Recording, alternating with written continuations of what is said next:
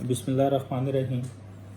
आज आप दोस्तों के साथ एक बड़ा ही अहम मुकदमा डिस्कस करने लगे हैं और इसमें जो फौजदारी कानून सेक्शन 489F है कि जब भी किसी का कोई चेक डिसऑनर हो जाए तो उसकी ग्रांट ऑफ बेल किस कानून के तहत होती है और उसका रिफ्यूज़ल जो है, जो कि इंतहाई अहम है कि the grant of bail in 489F may be simple, but getting the bail rejected and denial of the bail, that is far more important.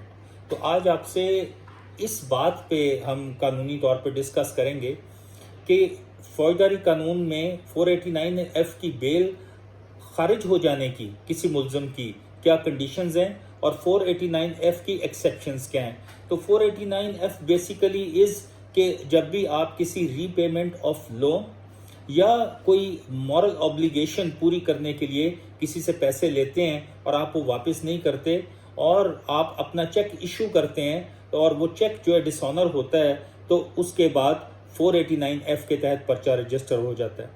तो मैं जनाब ये बात आपसे आज बहुत ही अहम बात डिस्कस करने वाला हूँ कि व्हाट आर दोज 3 एक्सेप्शंस जिसके तहत इन स्पाइट ऑफ द फैक्ट कि इस कानून की सज़ा तकरीबन 3 साल है और वो टेक्निकली बेलेबल ऑफेंस समझा जाता है, लेकिन क्या तब भी किसी मुल्ज़म की बेल खारिज करवाई जा सकती है या नहीं।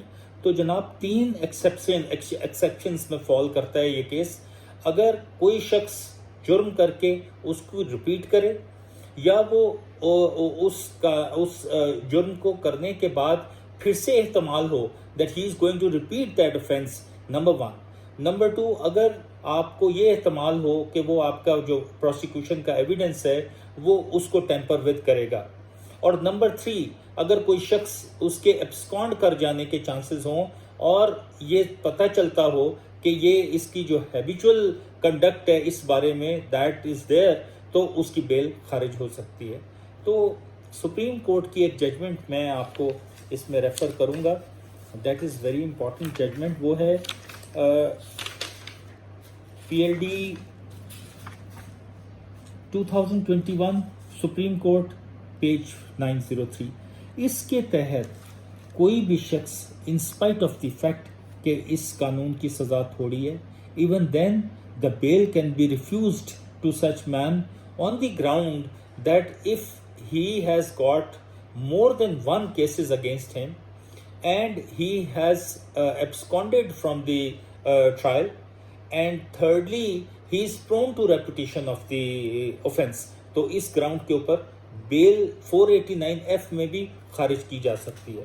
तो ये जो हमारा मुकदमा है इसमें एक अब्दुल हमीद नाम का बंदा है फ़रोज़ वाले का, he made an agreement to sell with one Mohammad Rafi और 70 लाख रुपए की डील हुई एक प्लॉट के लिए, जिसमें से 20 लाख एडवांस दिया और 50 लाख का CDR दिया।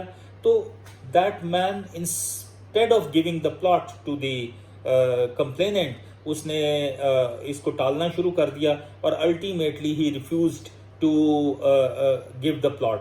तो वो फिर पंचायत वगैरह बैठी, पंचायत में ये बात सेटल हुई कि जनाब ये 30-30 लाख के 2 चेक जो हैं they were given by Abdul Hameed to Mohammad Rafi who was the complainant. तो वो दोनों के दोनों चेक्स जो हैं वो डिसऑनर हो गए। अब पॉइंट इज के प्री रेस्ट बेल के अंदर इन दोनों पार्टीज का आपस में सेटलमेंट हुआ और उस सेटलमेंट के तहत 10 लाख रुपया एक पार्टी ने, जो अब्दुल हमीद था, he gave to Mohammad Rafi कि जी मैं आपको बाकी पैसे दूंगा। लेकिन अजीब सी बात थी कि instead of giving rest of the money he absconded from the scene, और उसने वो ना तो वो पैसे वापस किए चेक्स की सूरत में जो डिसऑनर हुए और ना ही उसने वो प्लॉट दिया। तो जनाब ये चलता रहा। ये 2019 का थाना शादमान का केस है 363/19, और इस की जो कार्रवाई और इसकी तफ्तीश सारी मुकम्मल हुई और अल्टीमेटली एब्सकॉन्ड कर गया अब्दुल हमीद। तो 2021 में आके जो प्री रेस्ट बेल का सेटलमेंट था, उसके बाद 2021 में आके Mohammad Abdul Hamid he was arrested और उसके खिलाफ कुछ नैब के केसेस भी थे।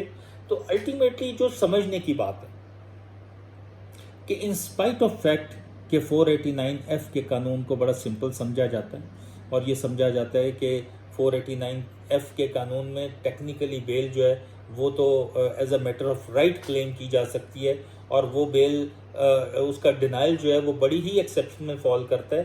لیکن یہاں پہ اس شخص کے خلاف there are about 6-7 FIRs registered under 489F اور 3 FIRs تو یہ جو محمد رفیع ہے یہی کروا چکا ہے اب تک. تو دس مین is behind the bars.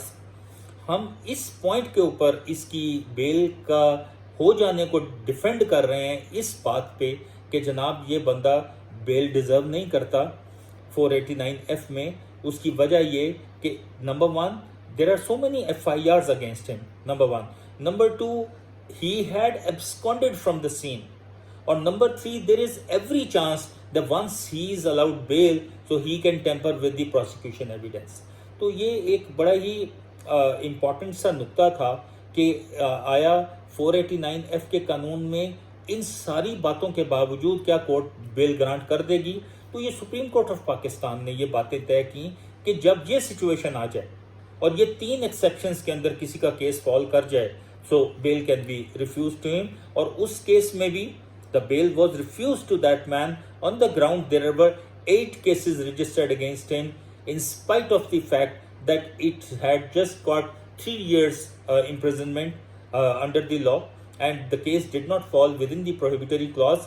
But in spite of that, once there were so many cases registered against that man, so he was refused bail by the Honorable Supreme Court. تو آپ اس سارے معاملے کو اس طرح سے اپنے ذہن نشین کر لیں کہ 489F کی جو بیل ہے of course we can get the bail from the court with ease if it does not fall within the exceptions. اور اگر کبھی بھی یہ ایکسیپشنز میں فال کر جائے تو بیل can be got rejected from the honorable court on the points coming on and relying on the judgment of honorable Supreme Court. تو میں یہ آج آپ سے یہ 489F کے قانون کو آپ سے ڈسکس کیا اور اس میں جو ایکسیپشنز تھی that is a new thing. Otherwise تو 489F میں بیل جو ہے میجسٹیریل کورٹ سے ہی دیٹ کین بی گرانٹیڈ. لیکن آپ دیکھیں کہ وہ جو PLD 2021 کا کیس میں نے آپ کے سامنے رکھا ہے, the bail went up to the Honorable Supreme Court of Pakistan and it was decided by the Honorable Supreme Court against the accused. تو یہ this is the point which I wanted to discuss. انشاءاللہ ہم آگے بھی اس طرح کے نئے points جو ہیں وہ ڈسکس کرتے رہیں گے. Thank you very much.